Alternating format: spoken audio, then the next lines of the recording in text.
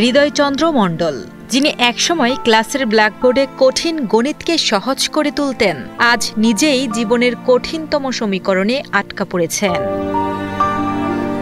থাইরয়েডের অপারেশনের পর সুস্থতার বদলে আরও অসুস্থ হয়ে পড়েন এই স্কুল শিক্ষক।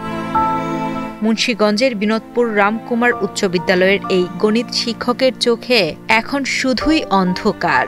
নিজের জমানো শেষ সম্বলটুকুও চিকিৎসার পেছনে খরচ করে শেষ। না পারি খাইতে, না পারি জোরে কথা বলতে, এদিকে চোখও একটুবার ব্যবসাদের সমস্যা হয়। 2017 সালে কান ও মাথার ব্যথা নিয়ে চিকিৎসকের কাছে গিয়ে ওষুধ খেয়ে সুস্থ হলেও গত আগস্টে আবারও একই সমস্যা দেখা দেয়। পরবর্তীতে চিকিৎসকের কাছে গিয়ে পরীক্ষা নিরীক্ষার পর জানতে পারেন তিনি থাইরয়েডে আক্রান্ত। সুস্থ হতে নিজের সামান্য সঞ্চয় আর স্থানীয় বাতিঘর থিয়েটারের সহযোগিতায় থাইরয়েডের অপারেশন করালেও তা সফল হয়নি। এখন কথা বলতে হয় কষ্ট, চোখে দেখে ঝাপসা, আর ডান কান থাকে বেশিরভাগ সময় নিস্তব্ধ। অপারেশনের পর থেকে ব্যথা যেন আরো তীব্র হয়েছে।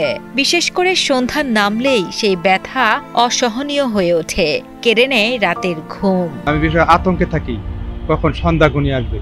সন্ধ্যা যখন ঘনিয়ে আসে, এটা প্রকোপ হয়ে দাঁড়ায়।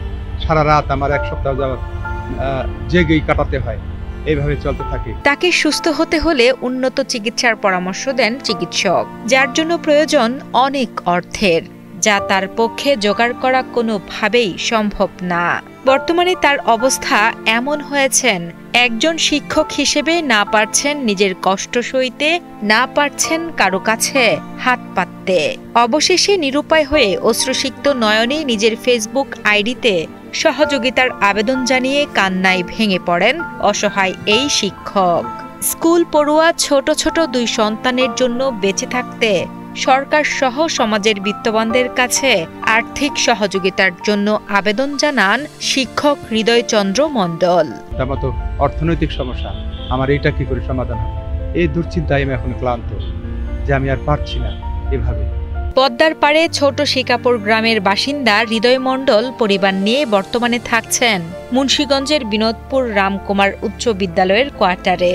তিনি জানান তার 21% পৈতৃক জমি আছে, যার সব কাগজপত্র থাকা সত্ত্বেও এক কুচক্রী মহল সেটি দখল করে রেখেছে।